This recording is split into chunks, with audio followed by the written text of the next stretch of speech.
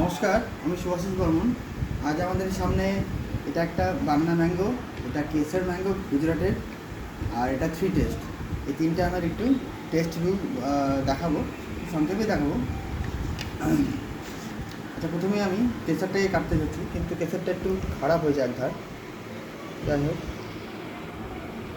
দেখছি হয়ে আছে।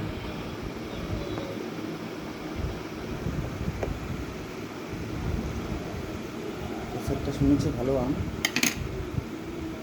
সত্যি কালারটা খুব সুন্দর এসছে।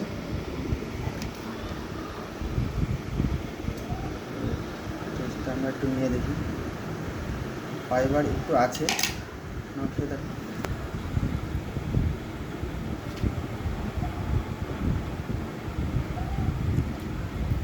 কেমন? দারুণ দারুণ। এর একটা স্মেল আছে খুব সুন্দর। অ্যারোমাটা একদম আলাদা এবং স্বাদটাও যথেষ্ট যথেষ্ট মিষ্টি। ফাইবারগুলো দেখতে লাগলেও মুখে লাগছে না, আর অ্যারোমাটা সত্যি ভালো কেসের ম্যাঙ্গের।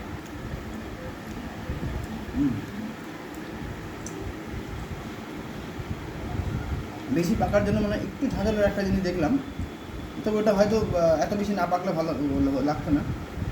আচ্ছা, আমি এবার থ্রি টেস্টটা কাটি। থ্রি টেস্টটা ম্যাচিওর বলে নিই, ম্যাচিওর হওয়ার আগেই একটু তোলা হয়ে গেছে ভুল করে। তো যাই হোক,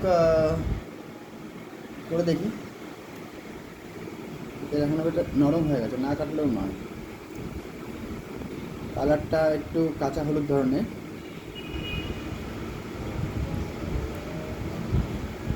এটা তো নিচের দিকে হয়নি মনে হচ্ছে, শক্ত আছে, কিন্তু ওপর দিকে আবার কালারটা এরকম হবে কাঁচা হলুদ। টেস্টটা মনে হচ্ছে একটু কমই হবে, কারণ হ্যাঁ একটু কাঁচা কাঁচাই লাগছে।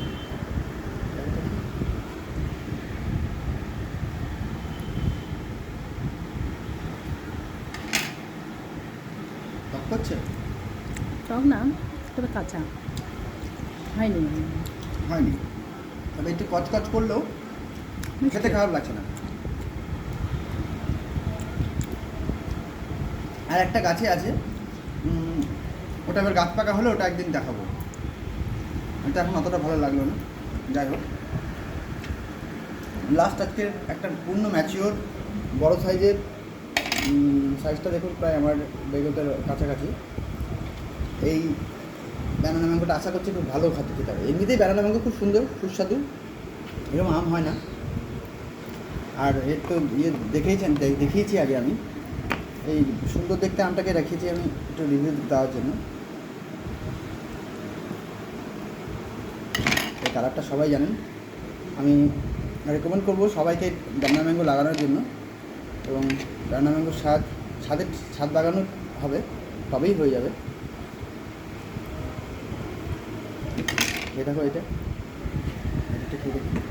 এই আটিটা খুবই পাতলা, একদম মানে চামচের মতো পাতলা যাকে বলে। দারুণ আম। ব্যানানা ম্যাঙ্গো সত্যি অসাধারণ মিষ্টি। ফাইবার আছে, লাগলে ওর মিষ্টির কাছে ফাইবারটা কিছু মনেই হয় না।